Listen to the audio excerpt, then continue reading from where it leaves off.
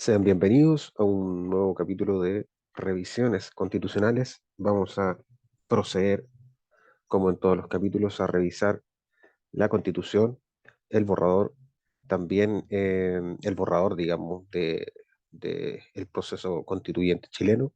Ya vamos, me parece que en el artículo 280, vamos a revisarlo de inmediato, 279, capítulo del Poder Ejecutivo. El artículo 279 nos dice que el gobierno y la administración del Estado corresponden a la presidenta o al presidente de la República, quien ejerce la jefatura de Estado y la jefatura de gobierno. O sea, eh, nos deja bien definido, ¿no? Que la presidenta o el presidente va a ejercer, uno, la jefatura del Estado y por otro lado, la jefatura de gobierno, ¿no? En cuanto a estas dos estructuras remanentes del poder central, la jefatura del Estado, por su parte, corresponde al jefe de las Fuerzas Armadas, ¿no? Y el defensor de la soberanía.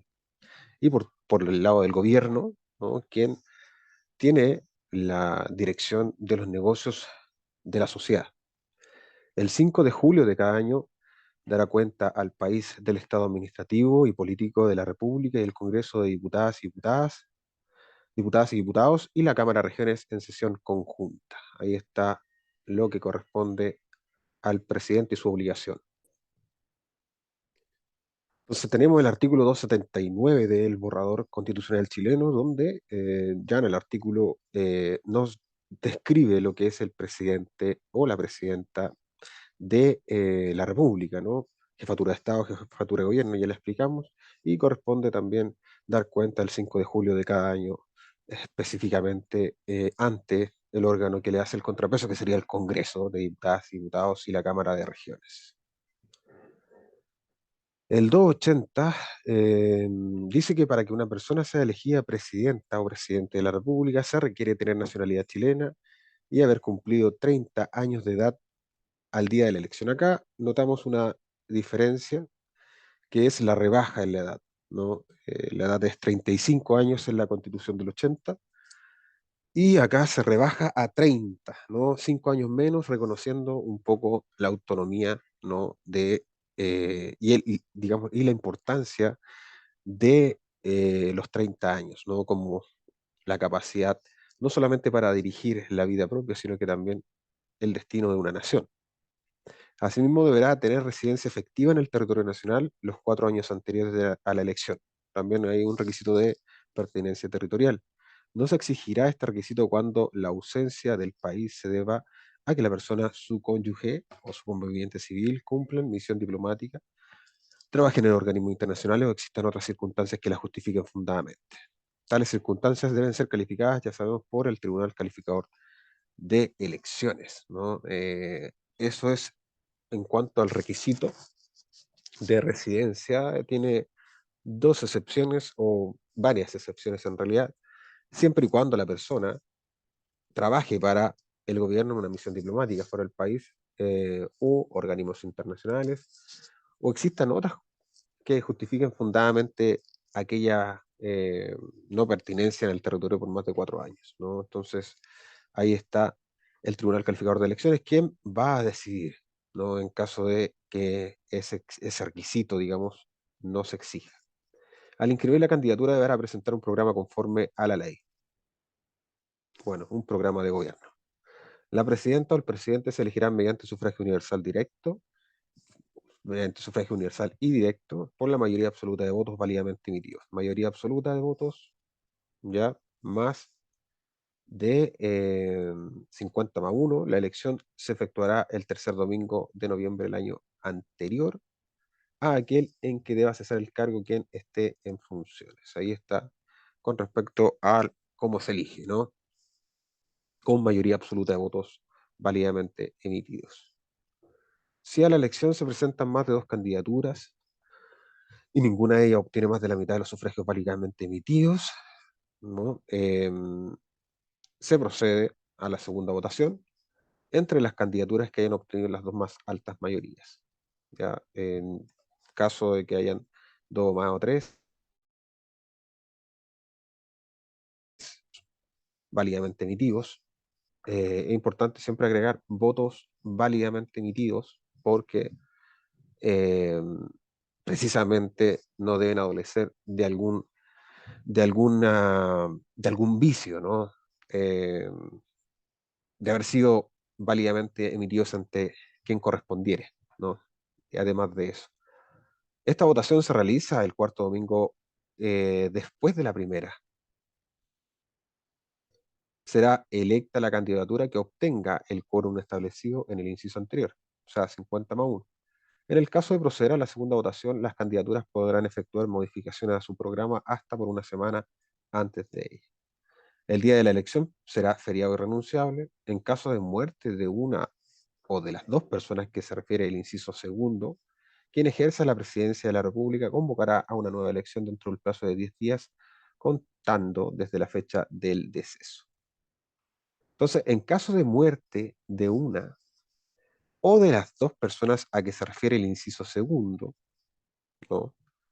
O sea, dos candidatos, quien ejerza la presidencia de la República convocará una nueva elección. En caso de muerte de estos dos candidatos a una nueva elección, dentro del plazo de 10 días. Lo deja bien claro, ¿no?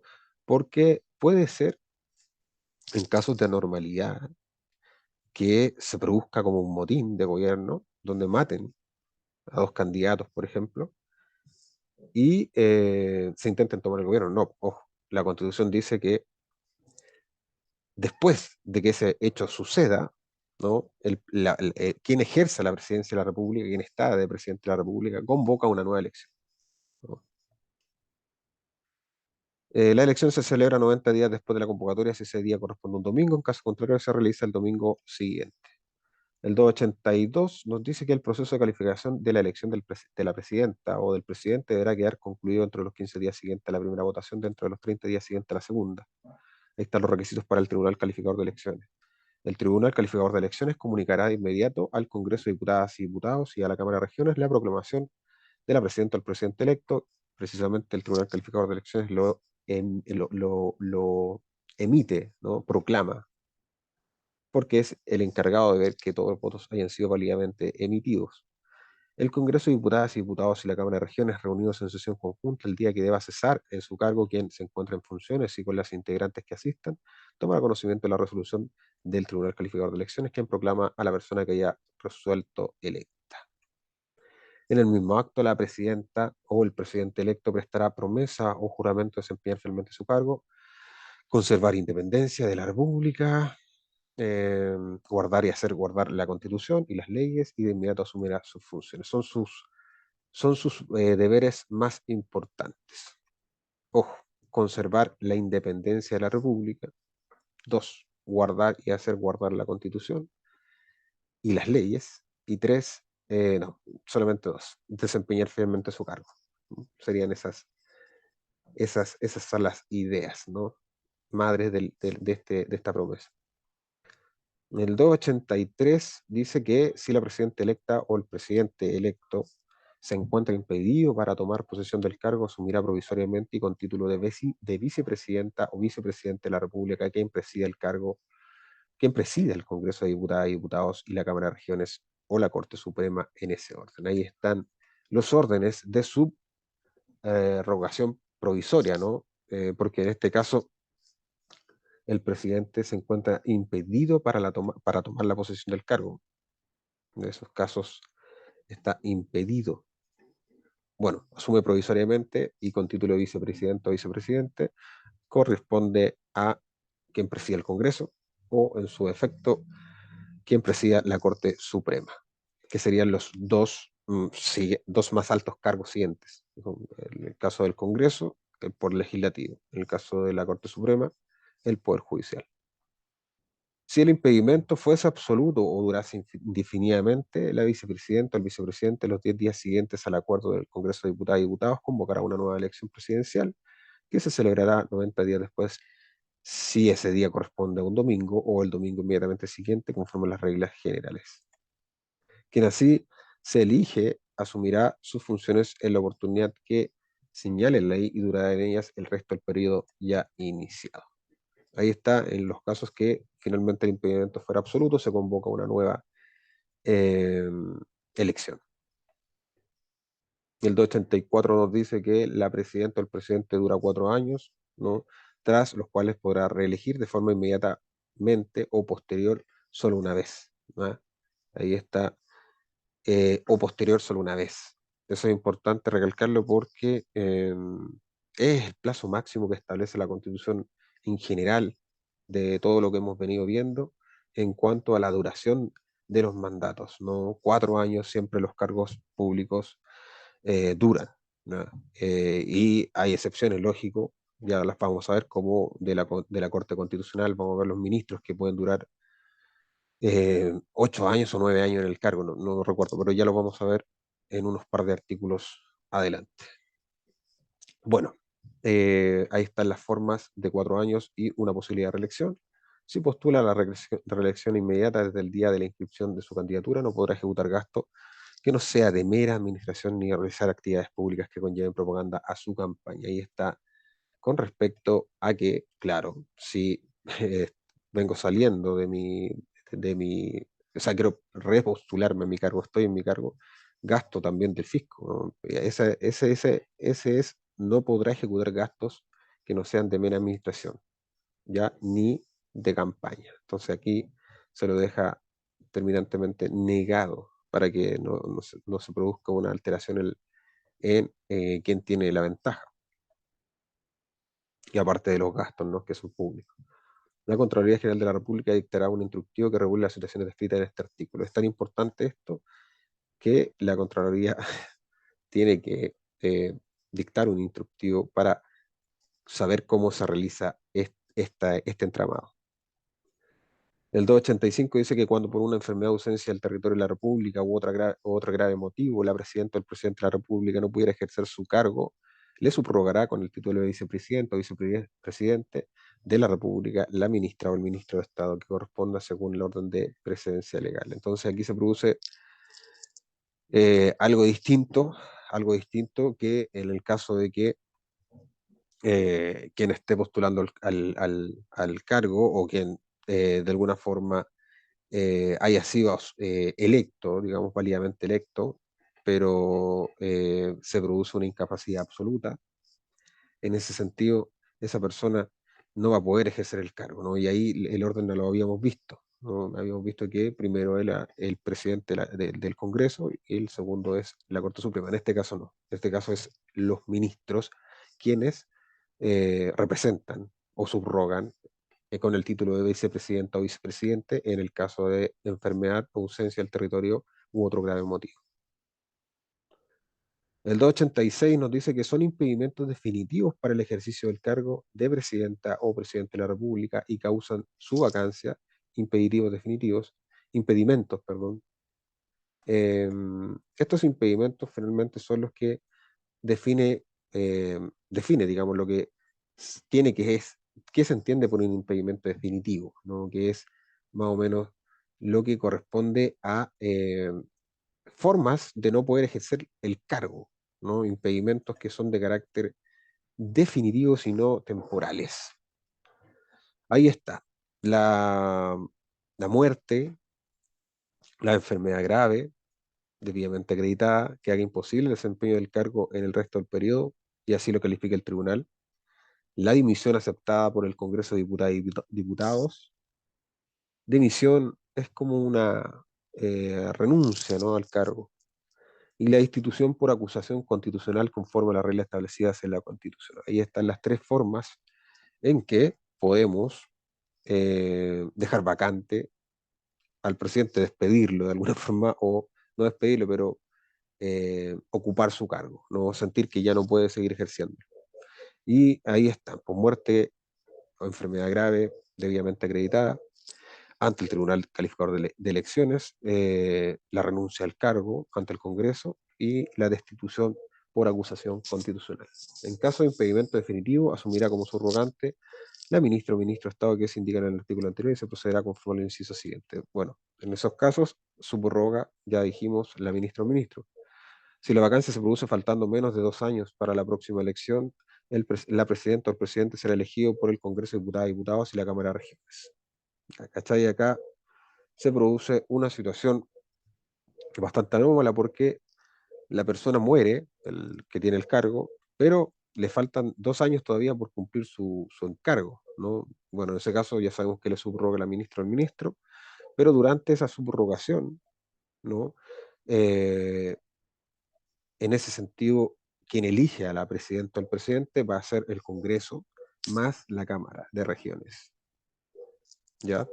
En sesión conjunta.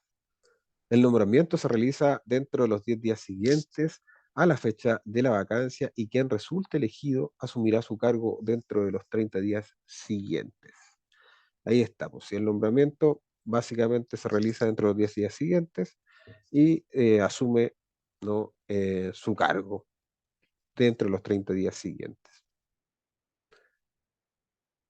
Para efectos de esto, el periodo presidencial se computa como si hubiera sido uno entero. O sea, si ha sido 2 años, en este sentido, igual se va a computar que es 4 años como si hubiera hecho un cargo entero.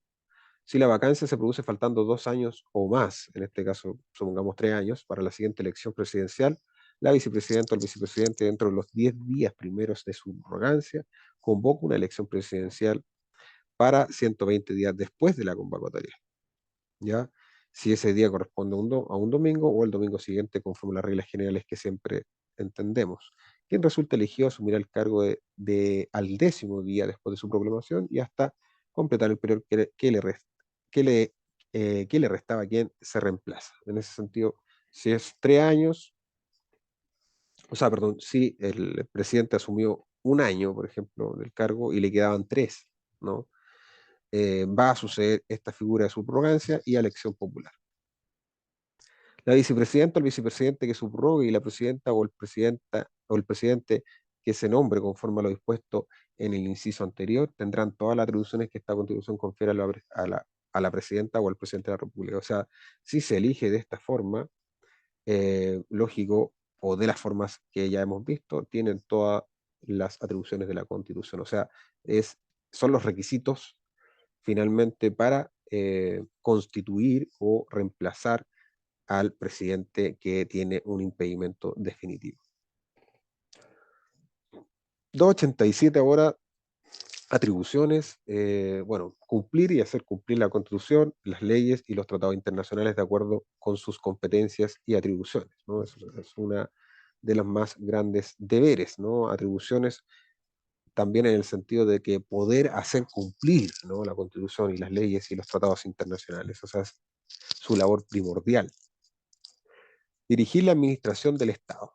Bueno, acá es algo que se comentaba que la administración del Estado es finalmente las finanzas públicas.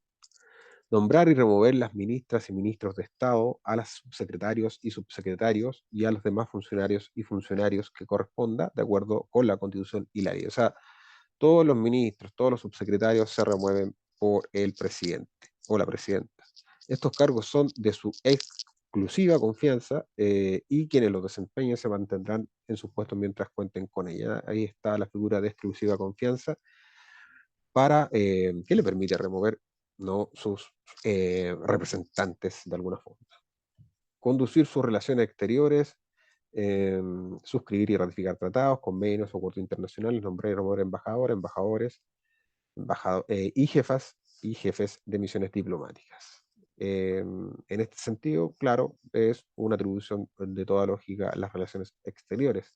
Declarar también los estados de excepción constitucional en los casos y formas que señale la Constitución y las leyes. Se fijan que los estados de excepción constitucional están a cargo de el presidente de la República. En la Constitución del 80 se necesitaba una ratificación del Congreso. Así que vamos a ver qué tal acá. Pero acá es declarar, ¿no? Declarar los estados de excepción. Concurrir a la formación de las leyes y promulgarlas conforme a lo que se establece en la Constitución.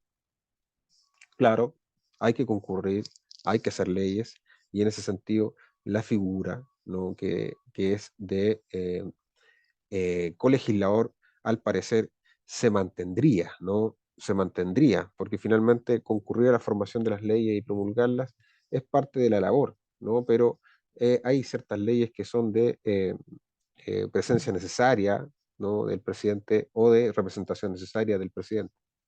Se mantiene aún esa figura que yo pensaba en unos capítulos anteriores que se había abolido un poco, ¿no? Pero se mantiene a través de esta figura, ¿no?, de concurrencia necesaria, podría decir, o no recuerdo el nombre, pero representación necesaria, lo vamos a revisar, está más atrás, con respecto a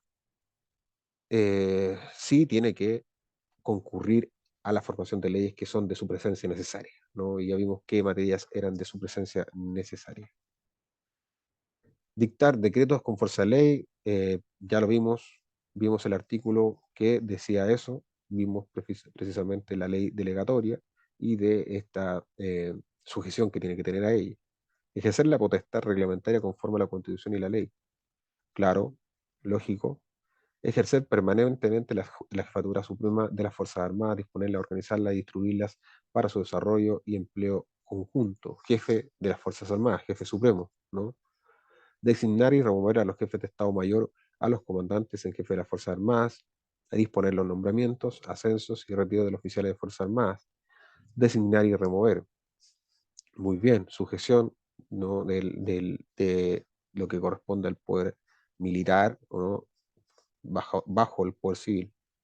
Conducir la seguridad pública y designar y remover los integrantes del alto mando policial. También nombrar a la Contralora o al Contralor General conforme a lo dispuesto en la Constitución. Participar en los nombramientos de las demás autoridades en conformidad a lo establecido en la Constitución. Claro, participar en los demás nombramientos, lógico. Llevan su firma muchos. Conceder indultos particulares, salvo que crímenes de guerra y lesa humanidad. Ahí está lo que hablamos de esta, eh, que se le agrega, ¿no?, que no se podría, digamos, conceder un indulto a un criminal de guerra o de lesa humanidad. Velar por la recaudación de rentas públicas y decretar su inversión con arreglo a la ley. Lógico, tiene que velar porque el país crezca. La presidenta o el presidente de la República, con la firma de todos los ministros y ministros de Estado, podrá decretar pagos no autorizados por ley. Pagos no autorizados por ley que serían complejos, serían sensibles, ¿no? Veamos por qué. Para atender necesidades impostergables derivadas de calamidades públicas. Bien, se entiende. Agresión exterior también se entiende. Conmoción interior también. Grave daño o peligro para la seguridad del país o el agotamiento de los recursos destinados a mantener servicios que no puedan paralizarse sin perjuicio del país. Claro, lógico. El total de los giros que se hagan con estos objetos no podrá exceder anualmente el 2%. Ahí está el límite de estos giros que son no de libre disposición, pero no necesitan ley, ¿no? Y eso se entendería como que son como sin pedir permiso, ¿no? Pero se concuerda con los motivos, ¿no? Necesidades impostergables de calamidades públicas, agresión interior, conmoción interior, daño, peligro para la seguridad del país, agotamiento de los recursos, no sé, de la luz o del agua, ¿no? El total de los giros no deben exceder el 2% del monto que autorice la ley de presupuesto. Ahí está el monto que se compara. Se podrá contratar empleados con cargo a esta misma ley, pero sin que el ítem respectivo pueda ser incrementado ni disminuido mediante traspasos, ¿ya? Las ministras y los ministros de Estado, funcionarios que autoricen o den curso a los gastos que contravengan lo dispuesto en esta letra, perdón, serán responsables solidariamente y personalmente de su reintegro y culpables del delito de malversación de caudales públicos. Ahí está lo que sería el delito en sí, ¿no? Sería que funcionarios, ministros de Estado autoricen o den curso a gastos que contravengan lo dispuesto en todo este artículo. Bueno, específicamente en esta letra. Sería el delito de malversación de fondos públicos. Y además de eso, decir que son solidariamente responsables por su reintegro, que es lo que sería el principio, ¿no?, de compensación, el principio de compensación de los caudales públicos, ¿no? Este principio que hace que siempre se reintegre al Estado, ¿no?, todo lo que ha perdido en caso de precisamente haberse cometido delitos como de malversación de caudales públicos. Convocar referendos, plebiscitos y consultas en caso de los previstos en esta Constitución. Claro, tiene que fomentar la democracia, tiene que hacer participar, presentar anualmente el proyecto de ley de presupuestos, lo vimos, pero indicando los motivos que se cite a sesión especial al Congreso de Diputadas y Diputados, a la Cámara de Regiones. En tal caso, la sesión debe celebrarse a la brevedad posible. Bueno, motivos que son de especial concurrencia, ¿no? Motivos de consulta, recordemos que son el gobierno, las demás establecidas en la Constitución y la ley. Bueno, ahí están las atribuciones, ya las vimos. Lo más importante sería estos giros, ¿no? Eh, digamos, sin permiso, que no pueden exceder el 2% y que además de eso los pueden realizar ministros y ministros y que además de eso deben ser necesidades como atender impostergables calamidades públicas, agresión exterior, conmoción interior, grave daño o peligro para la seguridad del país o agotamiento de los recursos. Y las demás atribuciones que ya vimos que son propias del cargo. El 288 nos dice que quien ejerza la presidencia de la República tiene la potestad de dictar aquellos reglamentos, decretos e instrucciones que considere necesarios para la ejecución de las leyes, ¿o no? Los reglamentos o la potestad reglamentaria de ejecución. Asimismo, puede ejercer la potestad reglamentaria en todas aquellas materias que no están reservadas exclusivamente a la ley. Potestad autónoma también la tiene. Cuando sean aplicables reglas de rango legal y reglamentario, primará la ley en caso de contradicción lógico, ¿no? Cuando hay reglas de rango legal que ya regulan el tema, nada que hacer, el reglamento cae. La presidenta o el presidente deberá informar mensualmente al Congreso sobre reglamentos, decretos e instrucciones que se hayan dictado en virtud del inciso anterior. Este inciso anterior que es de la potestad autónoma, ¿no? Se tiene que informar al Congreso qué es lo que se está regulando eh, y, lógicamente, materias que no sean de reserva exclusiva, ¿no? Este principio de reserva bien estricto que vimos a propósito de las materias que ya eso se quita, ¿no? Materias que pueden ser ley, sino que es solo en virtud de una ley. El 289 dice que corresponde a la presidenta o al presidente de la República la atribución de negociar, concluir, firmar, ratificar tratados internacionales. Sí, corresponde a él, ¿no? Finalmente, el procedimiento de negociación, ¿no? De conclusión, de firma y de ratificación, en aquellos casos en que los tratados lógicos se refieran a materias de ley.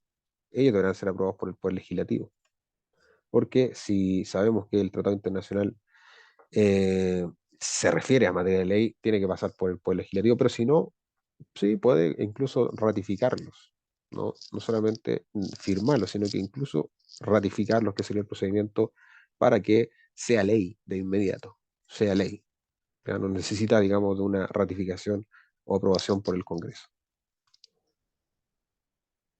Ahora, no requerirán, lógicamente, aquellos que se celebren cuando la ley lo indique así, ¿no? Por ejemplo, que se celebre tal tratado internacional, dice la ley, ¿no? Bueno, le está ordenando ahí la ley. Se informará al Poder Legislativo de la celebración de los tratados internacionales que no requieren su aprobación, ya lo vimos, también siempre informando con un deber de información, aunque sea porque si no el poder se nos va de las manos. El proceso de aprobación de un tratado internacional se someterá en lo pertinente a los trámites de ley de acuerdo regional. Ya, entonces ahí está, pasa, es tan importante el tratado internacional que se va al trámite de ley de acuerdo regional.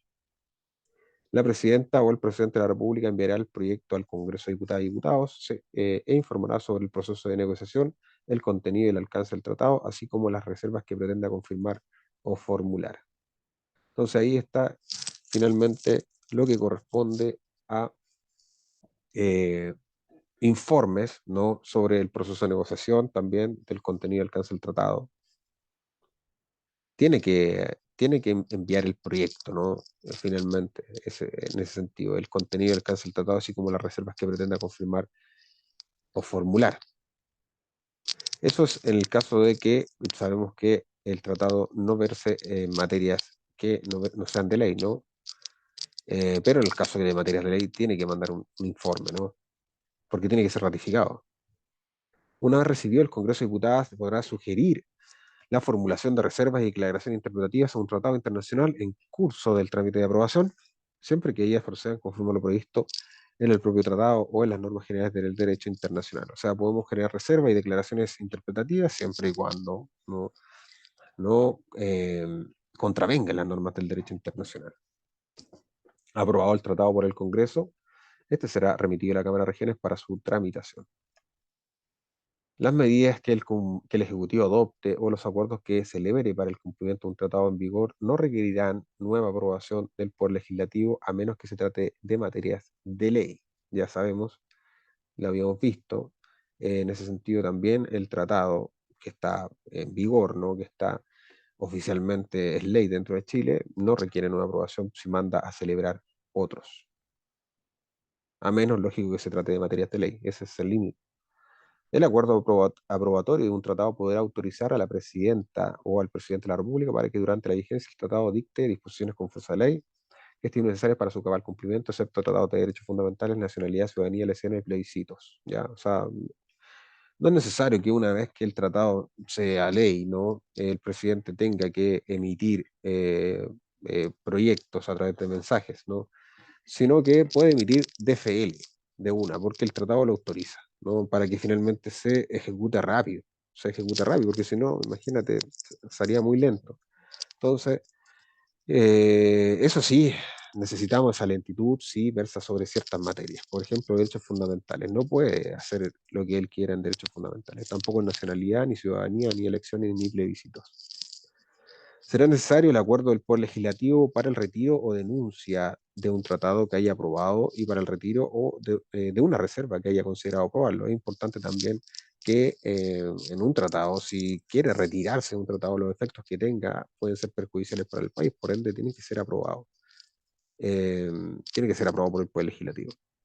Y en el caso para el retiro de, no de un tratado, sino que ahora de alguna parte, de alguna reserva que hayamos hecho dentro del tratado, también tiene que ser aprobado por el Poder Legislativo. Aquí está el plazo para el pronunciamiento. La ley dice que fijará un plazo. Serán públicos conforme a las reglas generales los hechos que digan relación con el tratado internacional, incluidas sus negociaciones, su entrada en vigor, la formulación y el retiro de reservas, la declaración interpretativa, las objeciones a una reserva y su retiro, la denuncia o el retiro del tratado, la suspensión, la terminación y su nulidad. Claro que son públicos, tienen que ser públicos. O sea, la regla general es que sean públicos. Los hechos que digan relación con el tratado, lógico, todo lo que diga el tratado es una ley para la República. Cumple con los requisitos de publicación. Al negociar los tratados o instrumentos internacionales de inversión o similares, quien ejerza la presidencia de la República procurará que las instancias de resolución de controversias sean imparciales, independientes y preferentemente permanentes. ¿Ya? O sea, es lógico, estamos negociando un tratado internacional de inversión, ¿no? Ahí es lógico que las instancias de resolución de controversias sean imparciales, muy imparciales, independientes y preferentemente permanentes, porque son materias muy, muy complejas, muy complejas. Imagínate, va a invertir un montón de dinero en algo, ¿no? Con otro país, suponte tú, porque está negociando un tratado, ¿no? Esas instancias de resolución de controversias donde no se sepa lo que queremos realmente y hay una controversia, se tiene que resolver por instancias de resolución imparciales, independientes y preferentemente permanentes. Corte internacional está nombrando, básicamente. Quienes habiten en el territorio o las chilenas o chilenos que se encuentren en el exterior y hayan cumplido los 16 años de edad tendrán iniciativa para solicitar al presidente de la República, la suscripción de tratados internacionales de derechos humanos de acuerdo con los requisitos que establezca la ley, la que definirá el plazo dentro del cual el presidente deberá dar respuesta a referida solicitud. Acá tenemos algo espectacular. Escuchen esto, dice que quienes habiten en el territorio o las chilenas o los chilenos que se encuentren en el exterior y hayan cumplido 16 años, ese es el límite, ¿no?, que estableció la Constitución ahora para ser una persona con derechos cívicos, ¿no? Se les reconoce los derechos civiles y políticos a los 16 años. Esto es un cambio paradigmático en la Constitución. Reconocer los derechos civiles y políticos, bajar la edad, es algo importante para saber que es un deber. Entonces, lo importante acá es que hay una iniciativa que pueden ejercer, ¿no?, cualquier persona, ¿no?, que haya cumplido los 16 años como mínimo, puede solicitar al presidente, a la presidenta o al presidente la suscripción de tratados internacionales de derechos humanos. Esto es un artículo espectacular. ¿cachai? De acuerdo con los requisitos que establezca la ley. No sabemos cuáles van a ser los requisitos. Ahí van a estar, pueden llenar un papel, mandarlo en un sitio web, todas esas formalidades se ven por ley. Pero finalmente ahí se define el plazo donde debe dar respuesta a la referida solicitud. Voy a anotarlo porque me parece muy, muy interesante. Artículo 2, 89, ¿no es cierto? Numeral 13. Aparece como algo increíble. El 290 nos dice que los ministros y los ministros de Estado son colaboradores directos e inmediatos de la presidenta o del presidente de la República en el gobierno y la administración del Estado. Ya empiezan a definir los ministros ahora. Son responsables de la conducción de sus respectivas carteras, de los actos que firmen y solidariamente de los que suscriban o acuerden con titulares de otros ministerios. Ya la responsabilidad es en cuanto a el ámbito de su competencia, las carteras que ellos lleven, ¿no? Y los actos que firmen los hacen solidariamente responsables. La ley determinará el número y organización de los ministerios, así como el orden de precedencia de los ministros y ministros titulares. Hay un orden, ¿no? De precedencia, hay un orden de jerarquía entre ellos. La presidenta o el presidente de la República podrá encomendar a una o a más ministros, ministras o ministros la coordinación de la labor que corresponde a las secretarias y a los secretarios de Estado y las relaciones del gobierno con el Congreso de Diputados y Cámara de Región. O sea, la presidenta puede encomendar, ¿no? A los ministros la coordinación de la labor que corresponde a los secretarios de Estado, ¿no? Y las relaciones de gobierno con el Congreso también de diputados y diputadas. O sea, son los encargados finalmente del órgano de unión, ¿no? De comunicación directa. Por ahí se comunica. El 291 dice que para ser nombrado ministro o ministro de Estado se requiere ser ciudadana o ciudadana con derecho a sufragio y cumplir con los requisitos generales para el ingreso a la administración pública. Ya, ser ciudadano, requisito súper, súper básico. Ser con derecho a sufragio, ¿no? Básicamente se cumpliría desde los 16 años. Se subrogarán o reemplazarán en caso de ausencia, impedimento, renuncia o cuando por otra causa se produzca vacancia del cargo de acuerdo con lo establecido en la ley. O sea, su renuncia, su subrogación y todo eso está establecido en la ley. Claro, porque son ya no tienen que tener, no es necesario que estén a nivel constitucional. Los reglamentos y decretos de la presidenta o el presidente de la República deben firmarse por el ministro o ministro de Estado correspondiente y no serán obedecidos sin este requisito. O sea, tiene que ser firmado, ¿no? Eh, Tanto por el ministro de la cartera como por el presidente. Los decretos e instrucciones podrán expedirse con la sola firma del ministro o ministro de Estado respectivo por orden del presidente de la República, conforme lo establezca la ley. También se les da esta capacidad a los ministros de emitir decretos e instrucciones rápidamente, no solamente que es por orden, porque finalmente representan al presidente de la República. Ahora, pero cuando esos decretos no eh, eh, tengan que ser firmados por el ministro y por el presidente de la República, es un requisito, no de casi de existencia, que finalmente no van a ser obedecidos sin este requisito. Las ministras y los ministros podrán asistir a las sesiones del Congreso de Diputados y Diputadas, a la Cámara de Regiones y tomar parte de los debates con preferencia para hacer uso de la palabra. ¿Ya? Claro que las materias de gobierno, las materias de ley parece que se debaten entre el legislativo y la Cámara de Regiones, o sea, el legislativo, digamos, completo, y la presidencia de la República. Sin perjuicio de lo anterior, concurrirán personal y obligatoriamente a las sesiones especiales que convoque el Congreso o la Cámara para informarse sobre asuntos que perteneciendo al ámbito de atribuciones de las correspondientes secretarías de Estado acuerden tratar. También pueden, ¿no? Aparte de asistir a las sesiones del Congreso, eh, concurren, ¿no? Personal y obligatoriamente a las sesiones del Congreso para informarse sobre asuntos que, perteneciendo al ámbito de sus atribuciones, correspondientes a la Secretaría de Estado, lógico. ¿Ya? El 294 nos dice que la designación de quienes representan a los ministros, a los ministerios y a los servicios públicos con presencia en la región autónoma será decisión de la Presidencia de la República. Acá hasta que empieza a moverse un poco más porque la designación de quienes representen a los ministerios y servicios públicos con presencias en la región autónoma es decisión de la Presidencia. O sea, nuevamente se transcribe, ¿no?, la figura del Ejecutivo como poder de, no sé si de supervisión regional. Eso es, porque finalmente hay una persona que representa a los ministerios con presencia en la región autónoma.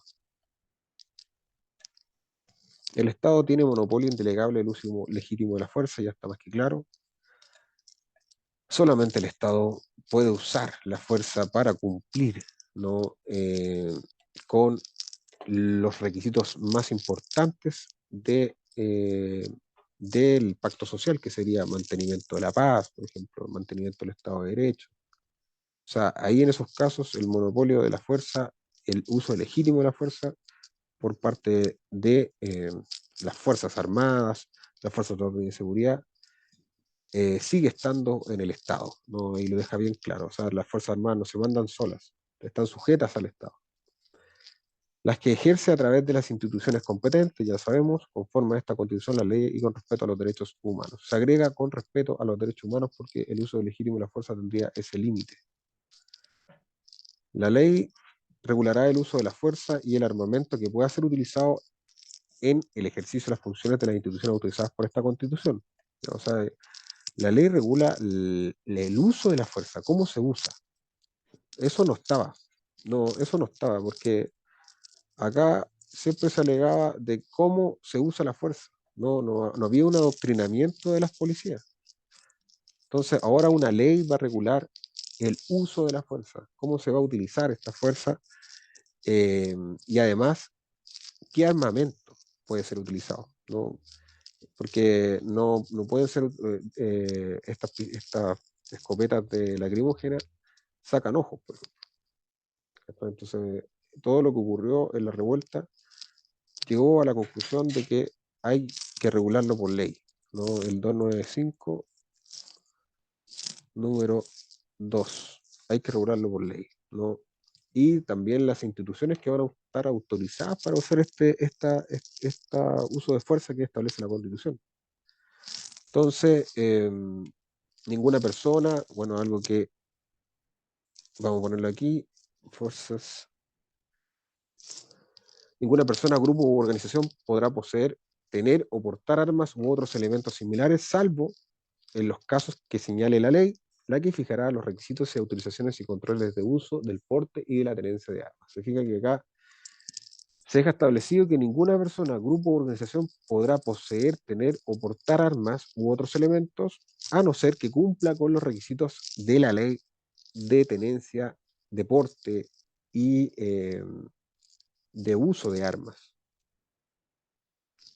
Entonces hay que ver la ley. La ley finalmente se va a seguir con el mismo estatuto actual, que es la tenencia de las armas por parte de personas que no están autorizadas por la Constitución. Vas a tener que cumplir requisitos legales, que son los que están en la actual ley de control de armas.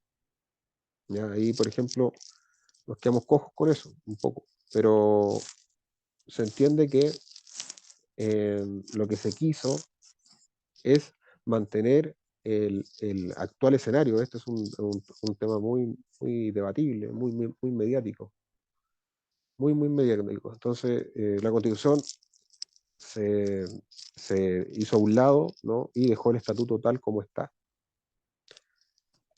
El 296 dice que a la Presidenta o al Presidente de la República le corresponde la conducción de la seguridad pública a través de los ministerios correspondientes, Ministerio de Interior.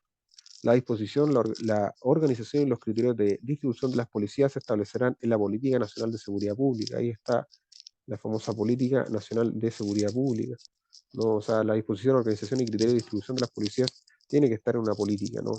La ley regulará la vigencia, los alcances, los mecanismos de elaboración, aprobación de dicha política. Una política que tiene que estar en ley, ¿no? Eso también es importante porque el uso de la instrucción de las policías va por ley, ¿no? Va por ley según el inciso 2, la que deberá comprender la perspectiva de género, se agrega la perspectiva de género y de la interculturalidad con pleno respeto del derecho internacional y los derechos fundamentales. Acá se agregan los vectores más importantes de la Constitución porque la política nacional de seguridad tiene que ser, seguridad pública tiene que ser regulada por ley y además de eso debe comprometerse con el respeto de la perspectiva de género, ¿no? Para no sufrir discriminaciones arbitrarias, ¿no?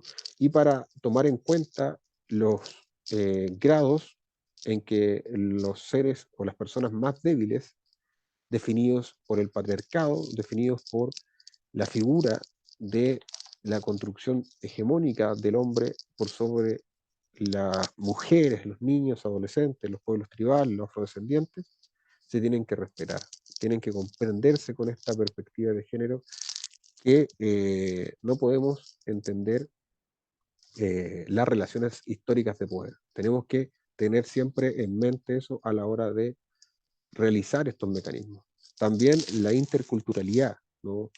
Que es otro principio importante de la Constitución y dice relación con permear de múltiples culturas todas las áreas de la política, ya sea la política de seguridad, pero todas las áreas de la sociedad, ¿no? Hacerlo intercultural, ¿no? Perteneciente a múltiples culturas desde el inicio. Eso es importante a la hora de entender que las cosmovisiones distintas de los pueblos y naciones que habitan Chile pueden tener diferentes perspectivas para entender un hecho, ¿no? Y el pleno respeto al derecho internacional también en cuanto a los derechos fundamentales, ¿no? Esos son los límites de la política nacional de seguridad pública, ¿no? El 296, numeral 2. Las policías dependen del Ministerio a cargo de la Seguridad Pública y son instituciones policiales no militares de carácter centralizado con competencia en el territorio de Chile. Están destinadas para garantizar la seguridad pública, dar eficacia al derecho, resguardar los derechos fundamentales en el marco de sus competencias. Esas son sus funciones. Las funciones de la policía son garantizar la seguridad pública, ¿no es cierto? Dar eficacia al derecho, es la coercibilidad del derecho, y resguardar los derechos fundamentales, ¿no? Que es algo que parece que se le había olvidado, ¿no? Se le olvidó porque no estaba puesto en la Constitución. Entonces, si está puesto en la Constitución, ahora es un valor fundamental, ¿no? Que rige las policías en ese sentido y tiene que ser también algo uniforme para todos. Las policías deberán incorporar, además, ya veníamos viéndolo, policías con perspectiva de género. Las policías deberán incorporar la perspectiva de género en el desempeño de sus funciones y promover la paridad de espacios en la toma de decisión. Deben promover la paridad de espacios para tomas de decisión, ¿no? La paridad de espacios. Para ambos sexos, la misma cantidad de espacios para tomas de decisiones, ¿no? Ahí está involucrado lo que decíamos finalmente con respecto a que no se ha visto ningún general director de carabinero que sea mujer, por ejemplo. También en el uso de la fuerza deberán actuar respetando los principios de legalidad, sujeción a la ley estricta, necesidad, no necesidad, necesidad del uso de la fuerza, necesidad racional del uso de la fuerza, precaución, proporcionalidad, no discriminación y rendición de cuentas, ¿no? A sus superiores con respeto, perdón, al derecho internacional y los derechos fundamentales garantizados por esta Constitución. Qué definición más buena en cuanto a el inciso 2, porque dice que deben incorporar las policías la perspectiva de género y la paridad, ¿no? La perspectiva de género y la paridad. Deben actuar también con los principios de legalidad, necesidad, precaución, proporcionalidad, no discriminación y rendición de cuentas, y además con respeto al derecho internacional y los derechos fundamentales garantizados por esta Constitución. Son instituciones profesionales, jerarquizadas, disciplinadas, obedientes y no deliberantes. Deja claro que no son deliberantes. No, no ser deliberante es solamente recibir órdenes, solamente ejecutar la orden, no, no pensar en ese sentido. O sea, la orden tiene que ser directamente emanada de un órgano pensante hacia un órgano accionante. Las policías y sus integrantes estarán sujetos a controles en materia de probidad, transparencia, en la forma y condiciones que determine la Constitución y la ley. Sus integrantes no podrán pertenecer a partidos políticos, asociarse en organizaciones políticas, gremiales o sindicales, ejercer el derecho a huelga, ni postularse a cargos de elección popular. Ahí está bien definido que si se pertenece a las Fuerzas Armadas, se pertenece a las Fuerzas Armadas toda la vida nomás. Se acabó. Vaya a ser un ser deliberante. O sea, no deliberante, pero finalmente no vaya a poder pertenecer a la vida política, ni asociarte a organizaciones políticas, ni gremiales, ni sindicales, ni ejercer derecho a huelga, ni postularse a cargos de elección popular. Ojo para la gente que es policía. Ya no hay que asociarse a organizaciones políticas, ni gremiales, ni sindicales, ni partidos políticos, ni ejercer el derecho a huelga, ni postularse a cargos de elección popular. El ingreso y la formación en las policías será gratuito, lógico, y no discriminatorio. Es algo que ellos no cumplen, pero esto dejándolo a nivel constitucional es importantísimo porque las policías tienen que ser no discriminatorias, ¿no? Del modo que establezca la ley, la educación y formación policial se funda en el respeto a los derechos humanos. Eso es importante. La educación y formación policial se funda en el respeto de los derechos humanos, se funda en el respeto de los derechos humanos. Eso es muy importante, muy, muy importante. Yo creo que el artículo 297, que trata de las policías y cómo se forman, es un artículo que deja muy, muy definido lo que corresponde a las policías, ¿no? Lo que corresponde a cómo debe ser su institucionalidad. El 297 zanjadamente cambia la institución de las policías, les da una perspectiva de género, les da paridad, les da no discriminación, les da valores importantísimos, ¿no? El de proporcionalidad, sujeción a ley, y además, lo más importante es que debe fundarse en el respeto a los derechos fundamentales. A mí me parece espectacular lo que acabamos de ver con respecto al artículo 297, me parece único, único. Nunca había visto un artículo tan bueno como este. Me parece genial. El 298 nos dice que la presidenta o el presidente de la República le corresponde la conducción de la Defensa Nacional y desempeña la jefatura suprema de las Fuerzas Armadas. Ese es el jefe de Estado, ¿no? Es en su esencia. Ejerce el mando a través del Ministerio a cargo de la Defensa Nacional. La disposición, la organización y los criterios de distribución de las Fuerzas Armadas se establecerán en la política de defensa nacional y la política militar. La ley regulará la vigencia, ¿no? Se va a realizar, ¿no? De criterios de distribución, la ley regulará la vigencia y los alcances y los mecanismos de elaboración y aprobación de dichas políticas, se regulan por ley, ¿no? Las políticas de los militares se regulan por ley. Es importante también, se regulan por ley los militares, ¿no? Que es el poder militar que estaría sujeto derechamente a la Constitución.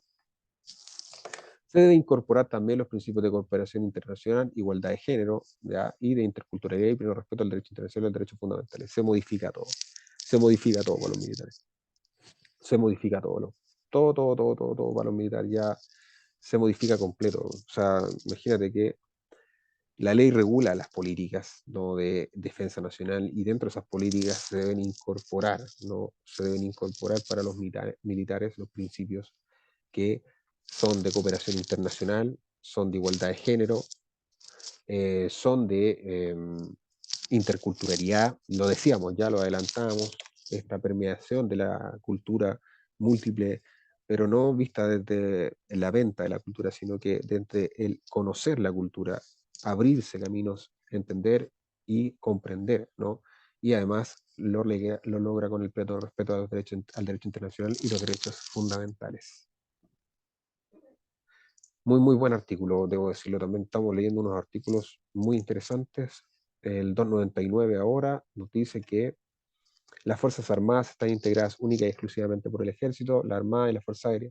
dependen del Ministerio de Defensa Nacional y son instituciones destinadas al resguardo de la soberanía, independencia e integridad territorial de la República ante agresiones de carácter externo, según lo establecido en la Carta de Naciones Unidas, colaboran con la paz y la seguridad nacional conforme a la política de defensa nacional. Muy bien, eso es parte de las Fuerzas Armadas. Esa es su labor, ¿no? Es cooperar con la seguridad internacional. Esa es su labor más importante. Estas deben incorporar, ya decíamos, la perspectiva de género en el desempeño de sus funciones, perspectiva de género que ya llegó para tomar, eh, tomar toda la Constitución, ¿no? Perspectiva de género. El otro día tuvimos una charla ahí con unas personas de la municipalidad que representaban al Departamento de Equidad y nos encontramos con que nos decían el tema de la perspectiva que ya se estaba involucrando. Bueno, acá lo vemos en las militares, ¿no? Militares, Fuerzas Armadas con perspectiva de género, con perspectiva de género. Es un articulazo este. Estamos viendo grandes labores de la Convención Constituyente que logró, exportar ya muy poco tiempo falta. Estos son ya fundamentos bases para aprobar la nueva Constitución. Está de más decirles que se debe aprobar por la perspectiva de género en los militares, se debe aprobar por la perspectiva de género en las fuerzas de orden y seguridad pública. Ya lo vimos, ¿no? Vimos lo que pasa cuando se deconstruye esta figura del género y construimos juntos nuevas visiones con la interculturalidad, ¿no? Dentro de las policías, dentro de los militares. Aparece fundamental. Promover la paridad también en el espacio de toma de decisión, lo vimos, generalas, ¿no? Necesitamos, y actuar con respeto al derecho internacional y respeto a los derechos fundamentales garantizados por la Constitución. Son instituciones profesionales jerarquizadas, disciplinadas, obedientes y no deliberantes, al igual que las anteriores, las fuerzas de orden y seguridad. Las instituciones militares y sus integrantes están sujetos a controles en materia de probidad y transparencia, lógico siempre, porque han robado mucho dinero, se vuelven muy muy buenos para el dinero. Los militares ganan mucho dinero. No pueden pertenecer a a partidos políticos, lo mismo que las instituciones de fuerzas de seguridad y orden, fuerzas de orden y seguridad, gremiales, sindicales, no pueden ejercer el derecho a huelga ni postularse a cargos de elección popular. El ingreso y la formación de las Fuerzas Armadas será gratuito, no discriminatorio, ¿no? En el modo que establezca la ley. Ingreso gratuito, ya no hay que pagar. No hay que pagar. No hay que pagar para ser militar, no hay que pagar. Gratuito, ¿no? Y además se funda en el respeto a los derechos fundamentales. Esto va a tener una vuelta de los militares. Me alegra mucho que van a cambiar mucho, porque esto le hacía falta, ¿no? Cimentar bien lo que se entiende por Fuerza Armada, le falta mucho. Yo creo que los derechos humanos nunca los pasaron. Yo estuve en el ejército, nunca los pasaron, te lo doy por seguro. Fui soldado profesional y fui soldado conscripto también y nunca nos pasaron los principios de los derechos fundamentales, nunca. Y me lamento porque ayer estaba hablando con un compañero, con mi compadre Oscar, que le aprovecho de saludar por acá, un compañero tropa profesional del ejército y concluirá mi compañero Oscar que con esto cambias completamente la perspectiva de los militares. La ley regulará la organización de defensa, su institucionalidad, su estructura, su empleo conjunto, su jefatura de mando, su carrera militar. Bueno, ahí está la regulación por ley, ¿no? De la organización, que es algo que es muy importante, porque de una se acaba ya con estos militares y policías que creen que no están sujetos al control constitucional. El 300 nos dice que solo se podrá suspender o limitar el ejercicio de los derechos y las garantías que la Constitución asegura a todas las personas bajo las siguientes situaciones. Acá en el artículo 300, llegamos al artículo 300, que es el artículo de los estados de excepción, ¿no? Estados de excepción. Bueno, conflicto armado internacional, podemos suspender los derechos fundamentales. Conflicto armado interno, lógico, según establece el derecho internacional o calamidad pública.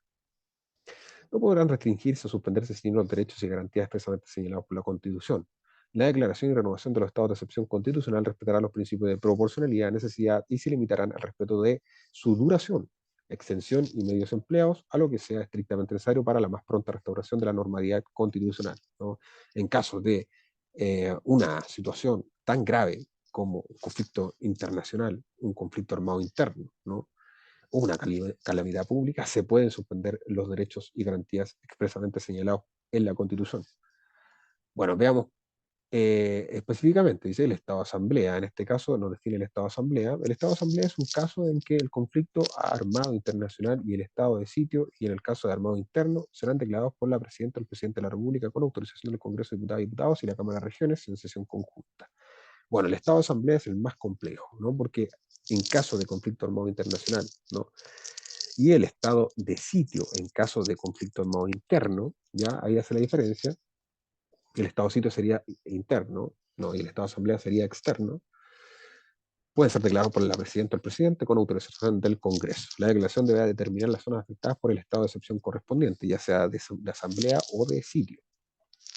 El Congreso de Diputadas y Diputados y la Cámara de Regiones en sesión conjunta dentro del plazo de 24 horas, contadas desde el momento que la presidenta o el presidente de la República someta la declaración de estado de asamblea o de sitio a su consideración, deberá pronunciarse por su mayoría de miembros aceptando o rechazando la proposición, ¿no? Mayoría de miembros. En su solicitud y posterior declaración se deberán especificar los fundamentos que justifiquen la extrema necesidad de la aclaración, pudiendo el Congreso y la Cámara solamente introducir modificaciones respecto de su extensión territorial. Ya esas son las modificaciones. Ya el Congreso puede solamente introducir modificaciones de extensión territorial, no tanto de fundamentos basales, digamos. Si el Congreso y la Cámara no se pronuncian dentro de dicho plazo, serán citados por el solo Ministerio de la Constitución a sesiones especiales diarias hasta que se pronuncien sobre la declaración. Sin embargo, la presidenta o el presidente de la República, en circunstancias de necesidad impostergable y solo con la firma de todos sus ministros y ministros, puede aplicar, como vemos, el tema del estado de asamblea o de sitio, mientras el Congreso de Diputados y la Cámara de Regiones se pronuncia sobre la declaración. O sea, puede llevarse a efectos antes de que se lleve aprobado, ¿no? En casos de necesidad impostergable. En este caso, solo podrá restringirse el ejercicio del derecho de reunión, ¿no? En los casos que sean impostergables. Por la declaración de estado de asamblea, la presidenta o el presidente de la República está facultado para restringir la libertad personal, ahí está, el derecho de reunión, la libertad de trabajo, el ejercicio del derecho de asociación, interceptar o abrir y registrar documentos y toda clase de comunicaciones, disponer de requisiciones de bienes y establecer limitaciones al ejercicio del derecho de propiedad. Acá, en este caso, son los casos más graves, ¿no? Asamblea es una declaración de guerra exterior, ¿no? Aquí hay guerra externa. La declaración de estado de sitio, por el contrario, ya vimos que la declaración de estado de sitio es una conmoción bélica interna.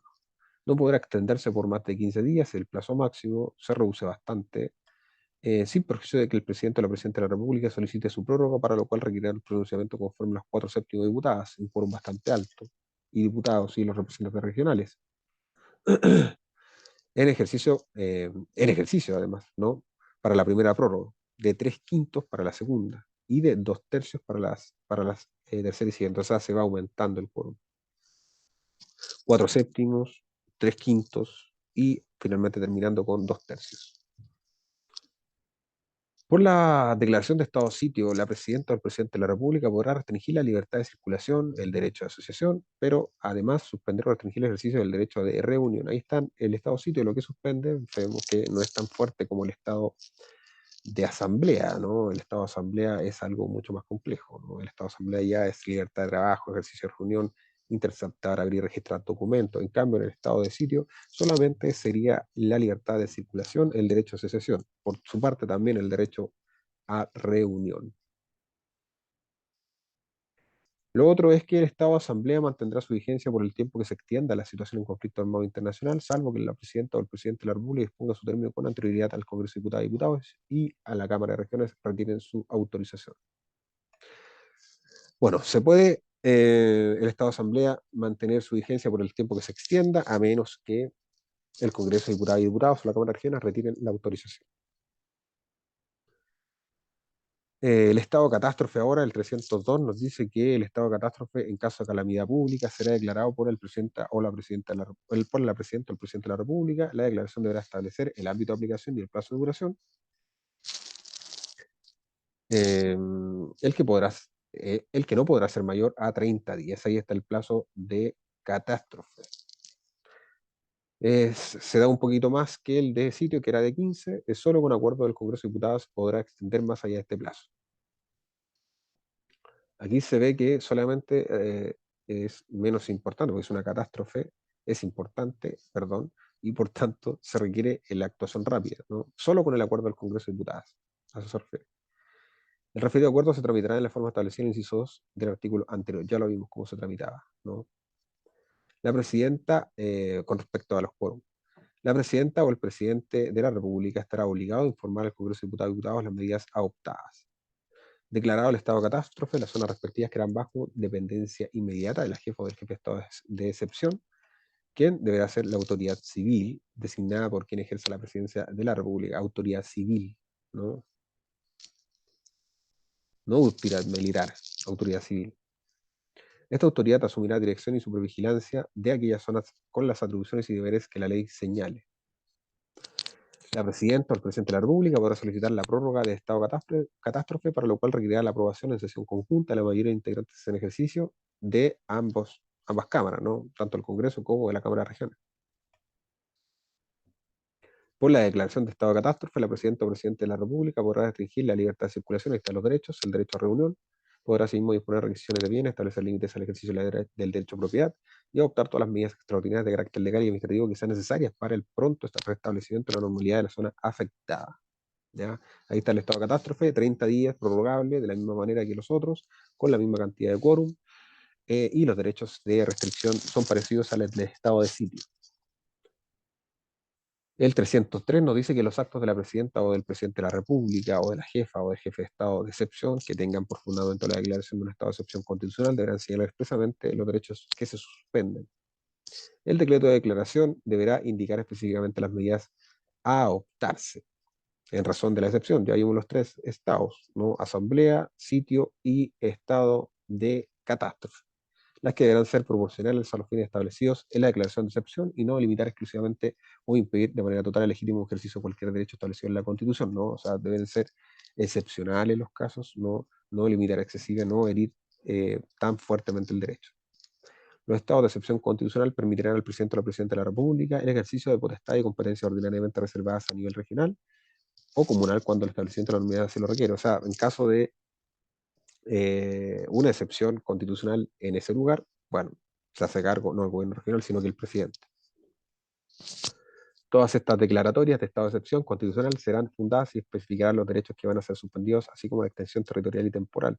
Las Fuerzas Armadas y las policías deberán cumplir estrictamente las órdenes de la jefa o del jefe de estado de excepción a cargo. Las medidas que se adopten durante el estado de excepción no podrán, bajo ninguna circunstancia, prolongarse más allá de su vigencia. Ese es el patrón madre. El 304 nos dice que la ley regulará los estados de excepción, su declaración y la aplicación de las medidas legales y administrativas que procederá a adoptar bajo ellos en todo lo no regulado por esta Constitución, ¿no? O sea, la ley va a regular, ¿no? Aquella, cómo se hace la declaración, la aplicación, finalmente las medidas legales y administrativas que proceden a adoptar. Dicha ley no podrá afectar las competencias y el funcionamiento de los órganos constitucionales, ni los derechos ni las inmunidades de sus respectivos titulares. Asimismo, esta ley regulará el modo en que la presidenta o el presidente de la República y la autoridad que éste encomiende rendirán la cuenta detallada de aquellas, ¿no? Veraz y oportuna al Congreso, de las medidas adoptadas y los planes de superación de la situación de excepción para que ya se mitigue todo, así como los hechos de gravedad que hubieran surgido con ocasión del estado de excepción constitucional. La omisión de este deber de rendición de cuentas se considera una infracción a la Constitución por parte de esa autoridad, ¿ya? Vamos a quedar hasta acá en los estados de excepción ya declarados. Ya el 305 nos va a hablar de eso. Hemos avanzado bastante, ya queda muy poco para terminar la Constitución. Les agradezco mucho el ver los videos y informarse en el voto. Ya vieron grandes argumentos en esta sesión de hoy día con respecto a la reforma que sufren las policías, la reforma que sufren los militares, introduciendo estos valores como perspectiva de género, paridad, no discriminación, respeto fundamental a los derechos humanos, se cimientan las bases. Así que vamos eh, muy bien. Muchas gracias por quedarse, suscríbanse y nos vemos en el siguiente video. Bye.